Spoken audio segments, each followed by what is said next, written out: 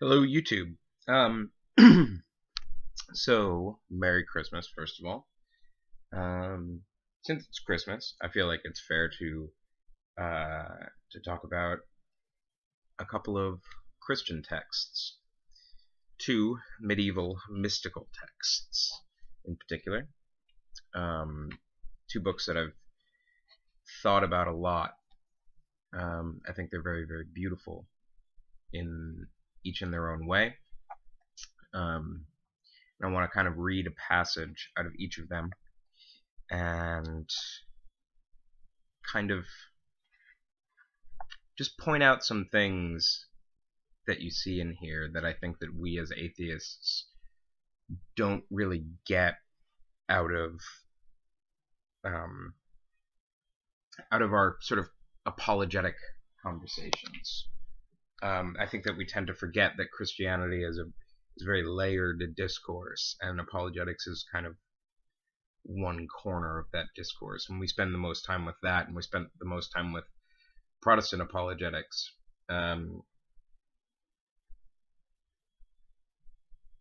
and out of that, I think we get a certain picture of what Christianity is. Um, but I kind of want to,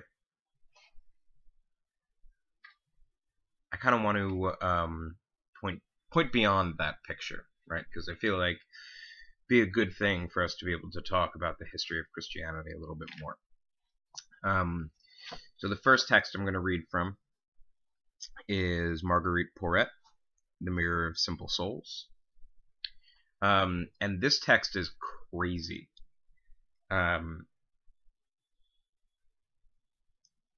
Marguerite Porete was associated with a medieval movement called the Heresy of the Free Spirit. And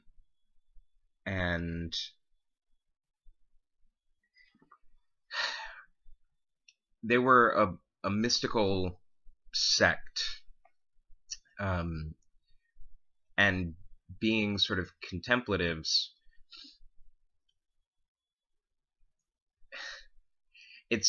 the contemplatives have always had it rough, I think, in Christianity, particularly when there really was a unified church, pre-Reformation, because there used to be considered two sort of legitimate lives that a Christian might lead: the active life and the contemplative life. And the active life is, it's what you would imagine, a participant in the church, a participant in the community, etc. The contemplative is somebody who kind of withdraws from activity to contemplate God, right?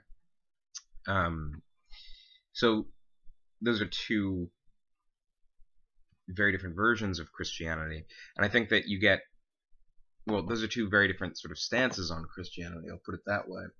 And I think that you get two very different versions of Christianity out of those two standpoints. And I'm always extremely interested in the contemplatives. I think that their view of what Christianity is and what Christian theology is something that's alien to us as contemporary atheists. And I think that it's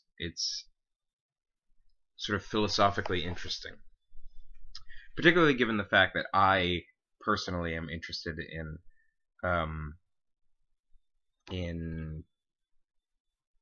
let's say, the side of philosophy that's supposed to inform actions in the world, right? Philosophy that's something that can be practiced. That's something that interests me. And when you hear something like the Kalam cosmological argument, one of the things that you might say in response to that is that there's nothing there that I can put into practice in my life, right? It's very abstract in that way. Whereas I think the texts that I'm going to be reading are a little different in this way. And these are mystical texts are also great because they're very beautifully written. I think that it's sort of well recognized that there's sort of quality of writing that's, you know, someone like William Lane Craig is very prosaic in his speech. Mystical theologians are much more poetic in how they express what they're trying to get across. And I think it's interesting juxtaposing someone like Craig with people like this, because in some way, the sort of Enlightenment tradition of apologetics that Craig is coming out of is diametrically opposed to the conception of theology that is present in texts like this. One thing that you'll find, and I think I just added a third text, so this might be a long video. One thing that you'll find in here is that God is regarded as something that is unknowable. So this is a question that you see serious divisions about in Christianity. The knowability of God. Obviously, Craig wants to say that, like, you know, God is omniscient, omnipotent. God has properties that we can talk about. And they talk about the properties of God in here.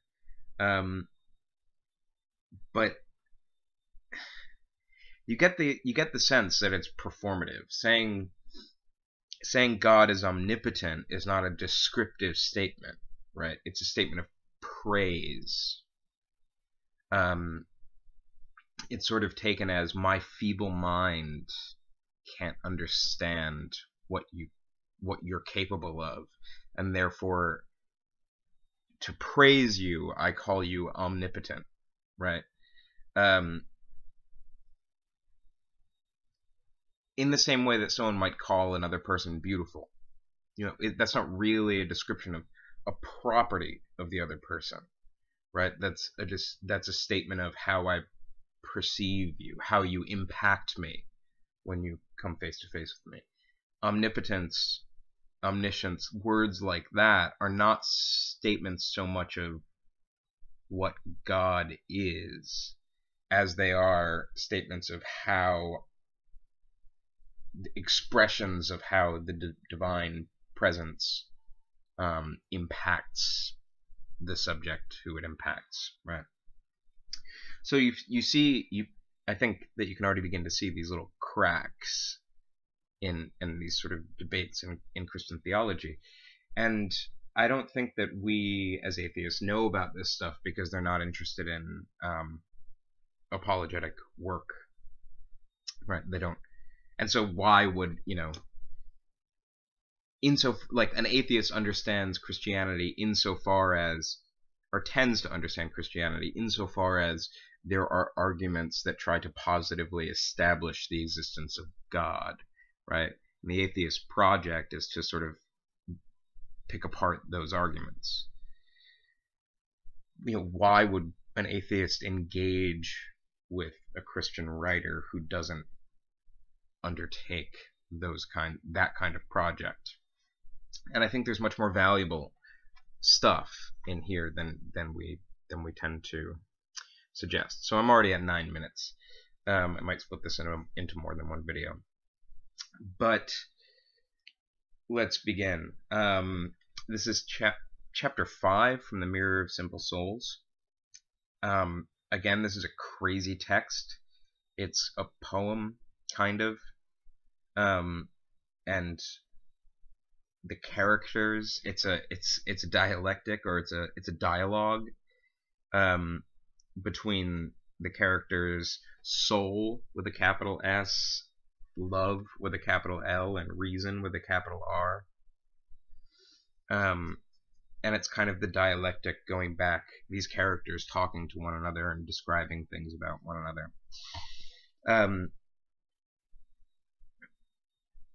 And yeah, so this whole chapter is love speaking. The chapter is called "Of the Life which is called the Peace of Charity in the Annihilated Life," and it's one of these beautiful things that about this text is that Marguerite Porete seems to hold that the way forward for a believer, the way to walk into God, if you like, is through annihilating oneself. And that's, I think we might tend to associate that with practices of physical self-mortification. That's not what this means here, right?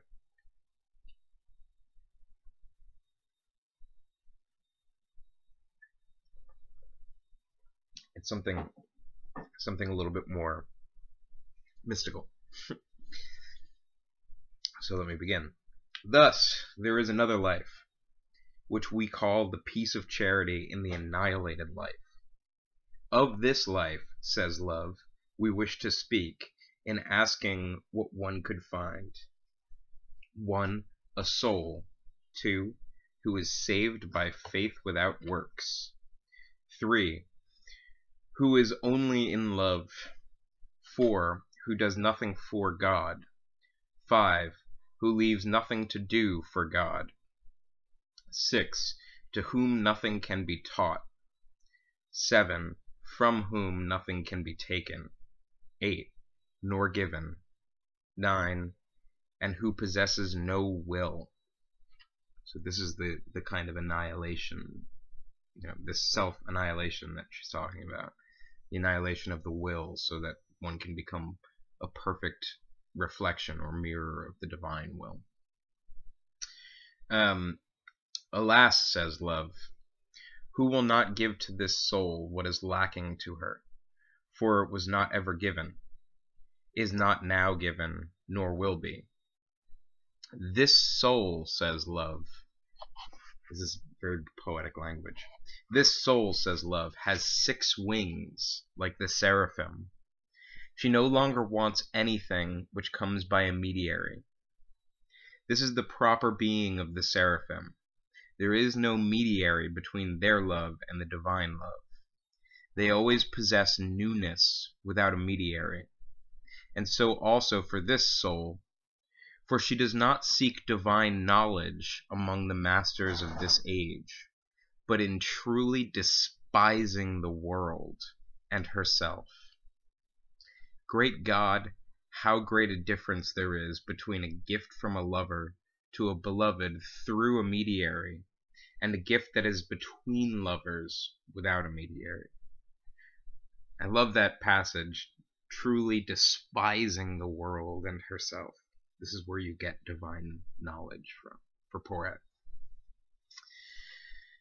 This book speaks the truth about this soul in saying that she has 6 wings like the seraphim. With 2 wings she covers her face from Jesus Christ our Lord. This means that the more this soul has understanding of the divine goodness, the more perfectly she understands that she understands nothing about it, compared to one spark of his goodness, for his goodness is not comprehended except by himself. So notice here that the spiritually enlightened being for Porete is not somebody who gazes upon the face of God. It's not somebody who has opened their heart to God. It's somebody who conceals themselves from God. Because that person recognizes that they're not capable of understanding the divine. And so the only practice that they can undertake is to cover their eyes, right? And that's in some sense you could say that this is a mystical act of faith, right? And you find a lot of metaphors like this that talk about, in the mystical tradition, you find a lot of metaphors about, I think we're used to hearing about divine light, let there be light, etc. In the mystical tradition, you hear a lot about divine darkness, right? the impenetrability of the divine. The gap between God and man for the mystic is exactly how we know about God, right? So yeah, the soul covers her face from Jesus Christ our Lord. With two other wings, she covers her feet, which means that the more she has understanding of what Jesus Christ suffered for us, the more she understands perfectly that she understands nothing about it, compared to what he suffered for us. This is not understood except by himself. So notice here, well, again, notice here how understanding religious issues is regarded as being something, or the statement, let's say, a person who says, I understand this religious issue, right, is not an authentically religious person for Porret. It's the person who dwells in the mystery of it, right? The person who says, I don't understand this thing. I can't understand this thing, right? That is the authentic religious person for her, apparently. With the two other wings, the soul flies and dwells in being and rest. Thus all that she understands and loves and praises of the divine goodness are the wings by which she flies. Dwelling in being, she is always in the sight of God, and in rest she dwells forever in the divine will. So the only thing we can understand of God are the wings by which we fly. It's nice poetic imagery, and I'm sure that you can fill in the gaps of what that might mean.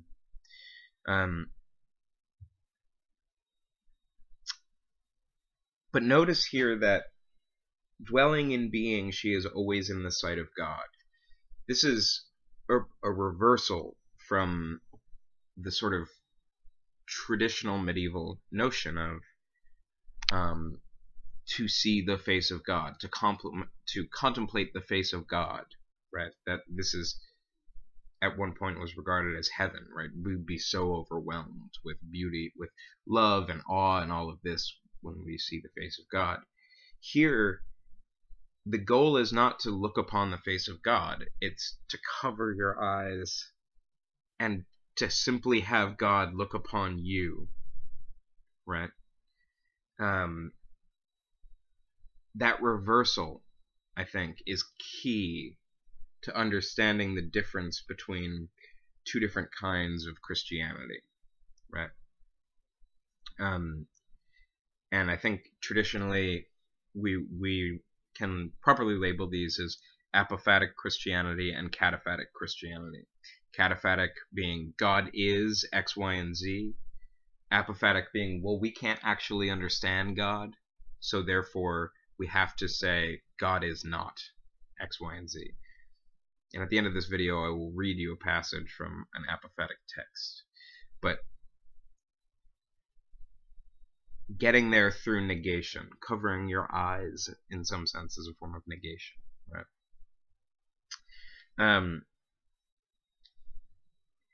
And what nay? How would such a soul have fear? Certainly she would neither be able nor need to fear anything or to doubt. For even if she should be in the world, and if it should be possible that the world, flesh, devil, the four elements, and the birds of the air, and the savage beasts torment and dismember or devour her, she cannot fear anything if God dwells in her. For he is everywhere present, omnipotent, omniscient, and total goodness. He is our Father, our brother, and our loyal lover. He is without beginning. He is incomprehensible except by himself. He is without end, 3 persons and 1 God, and as such, says this soul, He is the lover of our souls. Now, I want to draw attention here. I always thought this is interesting. He is our father, our brother, and our loyal lover. If you read female mystics, there's a strange sexuality in what goes on. It's actually quite striking. One of the ways that female mystics would tame their sexual desires is to focus on Christ as the object of sexual desire, right? So there's a sexualization of Christ in a lot of these medieval female mystical texts. And I don't mean to say that loyal lover necessarily implies that about God. But it might. And that's one of the things that's really jarring about mystical texts, and particularly about female mystical texts, is that there's a sexuality to them that I don't think we're used to. And I think that's a good thing, right? I think that there's something about a religious practice that is sexualized that, in my view, is more complete, more full. It takes into account more of what it is to be human than one that seeks to suppress sexuality or something like that. Sexuality becomes a part of prayer and a part of participating in the religious life. I just think that's really cool. I'm now going to read a paragraph from The Cloud of Unknowing. This book is by an anonymous author, apparently 14th century. When was Porret? Porret was maybe a little earlier. Yeah, late 13th, early 14th century was Porret. So these are about roughly the same time. Again, pre-Reformation Catholic mysticism. And yeah, so this is chapter 6 from A Cloud of Unknowing. It's called A Short Explanation of Contemplation in the Form of a Dialogue. This is strange because there's not a dialogue here, really. Now you say, quote, "How shall I proceed to think of God as he is in himself?" End quote. And you can see already how this touches on the issue of apologetics, I think. Something to think about in terms of the sort of place that apologetics holds in the history of Christianity. Again, how shall I proceed to think of God as he is in himself? To this I can only reply, I don't know. With this question, you bring me into the very darkness and cloud of unknowing that I want you to enter. A man may know completely and ponder thoroughly every created thing and its works, yes, and God's works too, but not God himself. So, again, God may ponder every created things and God's works, but not God himself. Now, this is obviously in contradiction, I think, to a lot of what atheists, or what let's say, mainstream Christianity looks like, particularly to us atheists who spend so much time swimming in the soup of apologetics, right? Thought cannot comprehend God, and so I prefer to abandon all I can know, choosing rather to love him who I cannot know. Though we cannot know him, we can love him. By love, he may be touched and embraced, never by thought. Of course, we do well at times times to ponder God's majesty or kindness for the insight these meditations may bring. But in the real contemplative work, you must set all this aside and cover it over with a cloud of forgetting. Then let your loving desire, gracious and devout, step bravely and joyfully beyond it, and reach out to pierce the darkness above. Yes, beat upon that thick cloud of unknowing with the dart of your loving desire, and do not cease, come what may.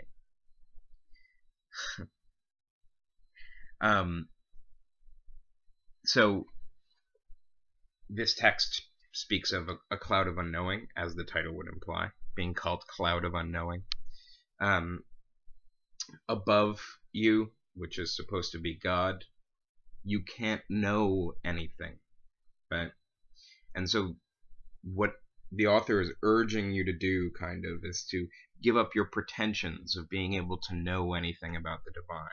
You can't know anything about the divine, but you can love the divine. And it's through the cultivation of the awareness of the mysteriousness of the divine that you can love God.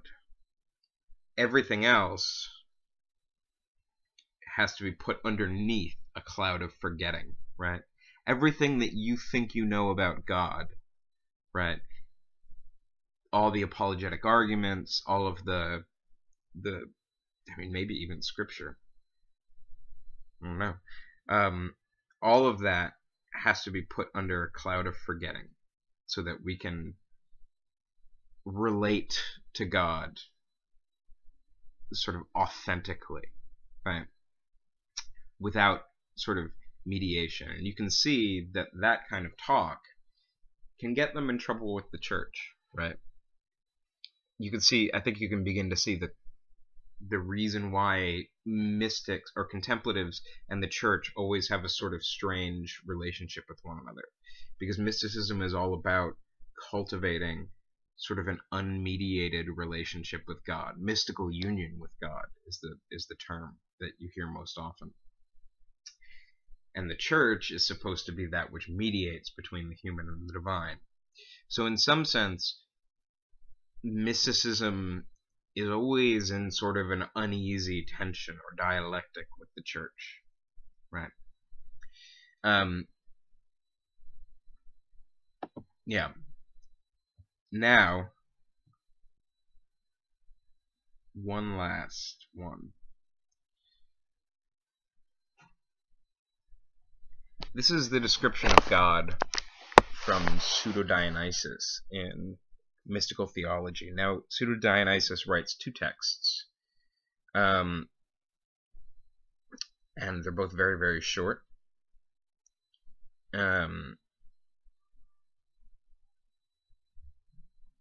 They're both very short texts, and they're the two ways of understanding God, right? So one is On the Divine Names, I believe it's called, and that's his example of cataphatic theology, and I think he calls that upwards theology, and negative theology or apophatic theology is downwards theology.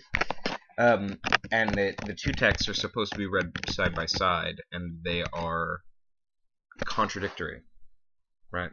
And they're supposed to be read in sort of dialectic with one another. The inbuilt assumption is that since we can't understand God is ineffable, God is beyond being, right? Since we can't understand God,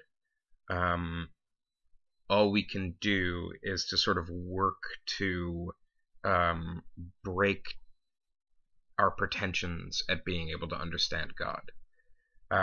And so On the Divine Names, he builds up sort of a picture of God, and then in Mystical Theology, he breaks that picture, right?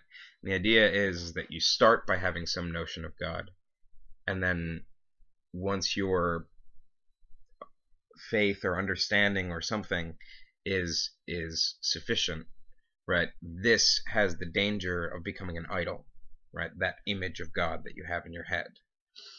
And so that has to be broken.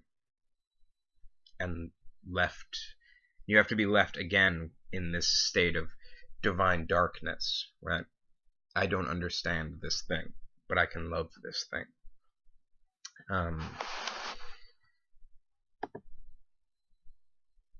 Now, this is chapter 4 and 5. They're both about a paragraph long. And this is the negative. This is an example of very early negative theology. I think this is like 7th century. This is not heretical. This text is not regarded as heretical. Never has been regarded as heretical. But he says a lot of things in here that are strange, right? Chapter 4. We therefore maintain that the universal and transcendent cause of all things is neither without being, nor without life, nor without reason or intelligence, nor is it a body, nor has it form or shape, quality, quantity, or weight, nor has it any localized, visible, or tangible existence. It is not sensible or perceptible, nor is it subject to any disorder or inordination, nor influenced by any earthly passion. Neither is it rendered impotent through the effects of material causes and events. It needs no light, it suffers no change, corruption, division, privation, or flux. None of these things can be identified with or attributed unto it. This is where things get weird. Chapter 5. And notice, again, talking all in negation, right? He makes no positive assertions about God. It's all in negation, right? God is not this, nor this, nor this, nor this. Chapter 5.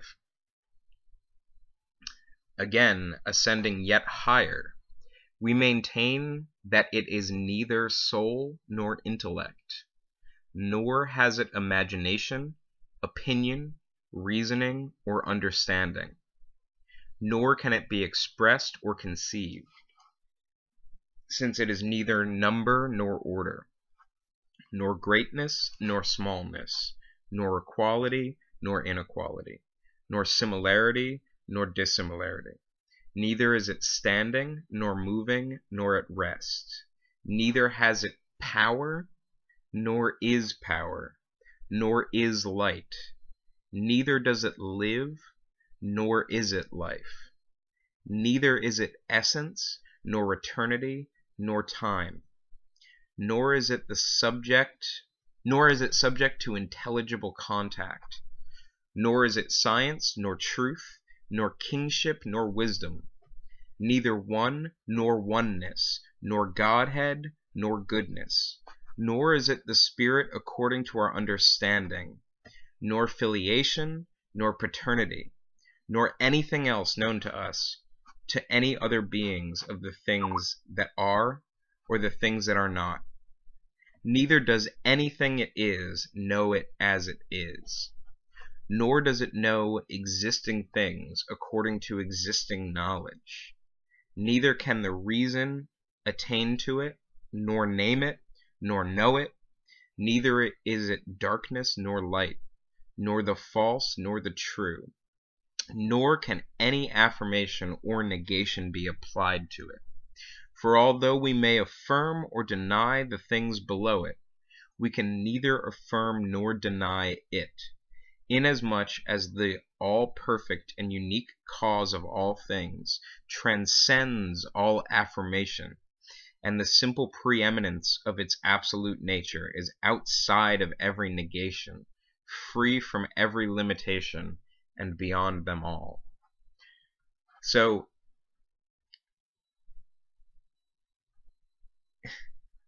he says about God, we can neither affirm nor deny it. And I mean, this for me is an interesting notion that, again, we don't find in the apologetic world. The apologetic world is all about trying to establish the existence of this thing, right? We are trying to affirm positively that this thing exists. But here you get this statement: we can neither affirm nor deny it, right? God transcends all affirmations and negations. So the statement God exists is already degenerate, right? It's already a failure to say anything meaningful. It can't tell us anything about God, right? Because that's an affirmation. God exists, right? Or we could take the apophatic route and say God does not exist, right? Which would probably, I think for Pseudo-Dionysius, that would probably be more true, right? Or more, a better way to think about it, right?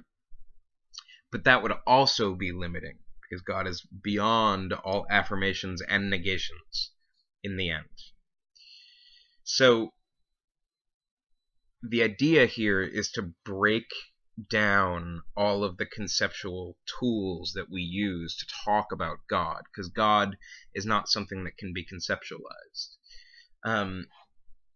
God is not something that you can coherently establish the existence of.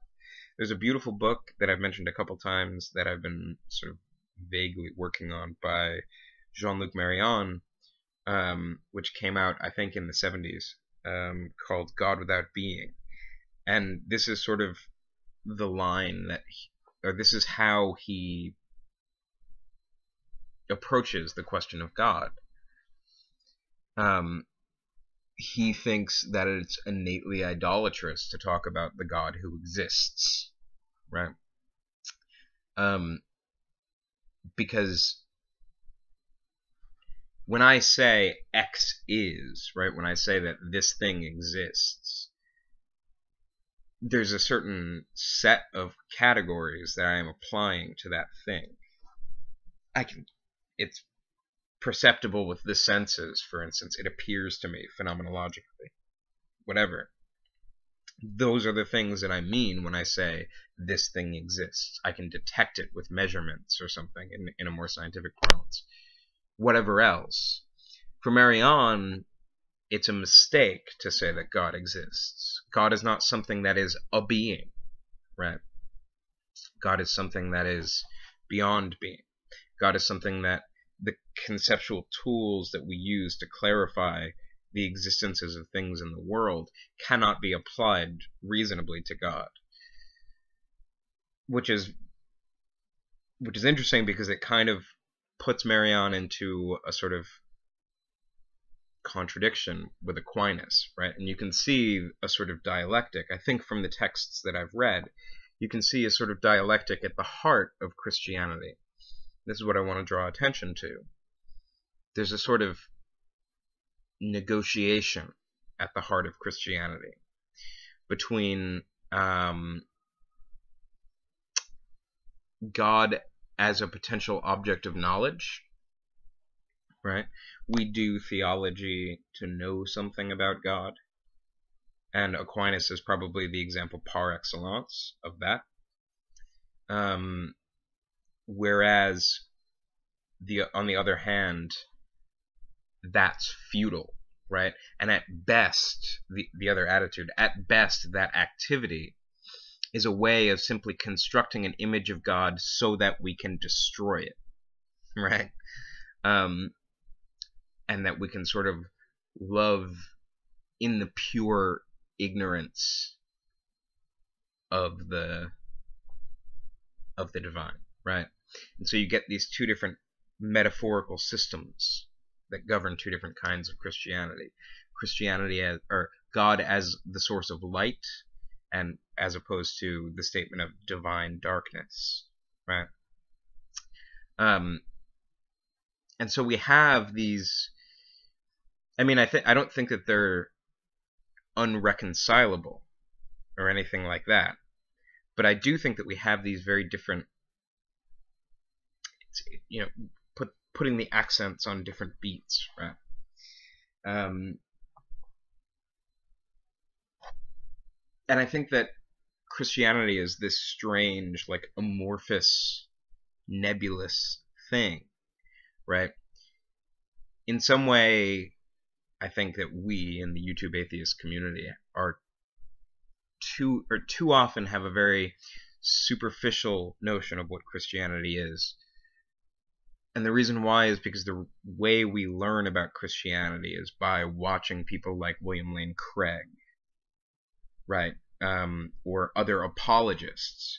We focus on apologetics, the attempts to establish the existence of God. But obviously, there's a whole history that would consider that to be just flat out silly, or again, at best, a stepping stone, right?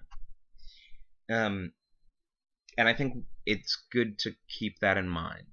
So, Merry Christmas, and comment below.